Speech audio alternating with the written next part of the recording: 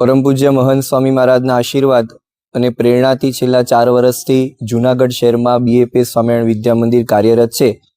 આ વિદ્યા મંદિરની વિશેષતા એ છે કે જેમાં કેવળ શિક્ષણ નહીં પણ શિક્ષણની સાથે સાથે સંસ્કાર પણ વિદ્યાર્થીઓને આપવામાં આવે છે। સંસ્કાર સાથે શિક્ષણ આપતી આ વિદ્યા મંદિરમાં દર વર્ષે ભારત સરકાર દ્વારા લેવાતી જી અને નીટની પરીક્ષા અને ગુજરાત સરકાર દ્વારા લેવાતી બોર્ડની પરીક્ષામાં વિદ્યાર્થીઓ ખૂબ જ સારા માર્ક્સે ઉત્તીર્ણ થાય છે।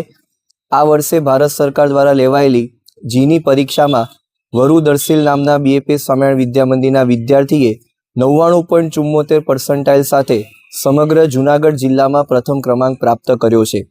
આ સાથે સાથે 14 જેટલા વિદ્યાર્થીઓએ પણ 90થી વધારે પર્સન્ટાઇલ પ્રાપ્ત કરી અને બીએપીએસ સ્વામિનારાયણ વિદ્યા મંદિરનું નામ એ રોશન કર્યું છે। ખાસ કરીને તો આ વિદ્યા મંદિરની વિશેષતા એ છે કે આ વિદ્યાર્થીઓની સફળતાની પાછળ સંતોના પ્રયત્ન, સંતોનું માર્ગદર્શન અને સાથે સાથે શિક્ષક મિત્રોનું માર્ગદર્શન પણ અમૂલ્ય રહેલું છે। શિક્ષકો દ્વારા સતત આ વિદ્યાર્થીઓને માર્ગદર્શન આપવામાં આવે છે અને ભારત સરકાર દ્વારા લેવાતી આ કોમ્પિટિટિવ એક્ઝામમાં કઈ રીતે સારા માર્ક્સે ઉત્તીર્ણ થાય એ અંગેનું માર્ગદર્શન પણ વિદ્યાર્થીઓને આપવામાં આવે છે। એની સાથે સાથે અહીંયા ઉપચારાત્મક અને નિદાનાત્મક પદ્ધતિથી શિક્ષણ આપવામાં આવે છે। અઠવાડિયામાં 4 વખત લેવાતી એમની વીકલી પરીક્ષા અને દર રવિવારે લેવાતી એમની જી અને નીટની પરીક્ષાને કારણે વિદ્યાર્થી આટલું સુંદર પરિણામ એ પોતે પ્રાપ્ત કરી રહ્યા છે।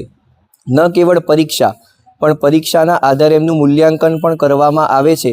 કયા વિષયમાં નબળો છે અને કયા ચેપ્ટરમાં પણ નબળો છે એનું શિક્ષકો દ્વારા મૂલ્યાંકન કરી અને એનું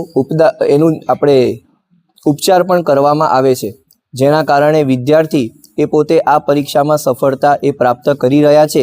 એટલે વરુ દર્શીલે અને એની સાથે સાથે 14 વિદ્યાર્થી મિત્રોએ મેળવેલી આ સફળતાની પાછળ પરમ પૂજ્ય મહંત સ્વામી મહારાજના આશીર્વાદ, શિક્ષકોની મહેનત અને આ શાળાનું સફળ સંચાલન એ ખૂબ જ અગત્યનું રહેલું છે, જેના કારણે વિદ્યાર્થીઓ આવી ઉત્તરોત્તર પ્રગતિ કરી રહ્યા છે।